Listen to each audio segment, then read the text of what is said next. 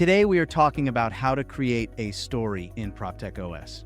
To create a story, first select the building on the map where you want to add it. Once you have selected the building, click the plus sign to create a story. This same button can also be used to create other twins, such as a building, room, device, or sensor.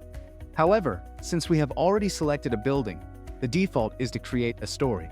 Next, you'll need to provide a popular name for the new story. It is common to use number-based names like Story 1, Level 0, or Story -6 for a sublevel. The number should correspond to what would be found on an elevator button, or what people would say, for example, "Let's meet on the 6th floor." The previously selected building will be pre-selected for you, but you can change it if necessary. You'll also need to fill in the coordinates for the story.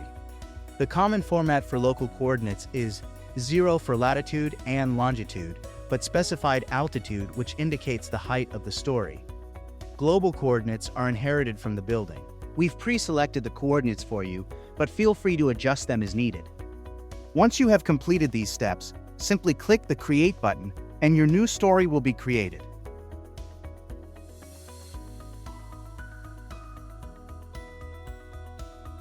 If you need additional assistance, feel free to contact us via email, support@proptechos.com. Thanks for watching.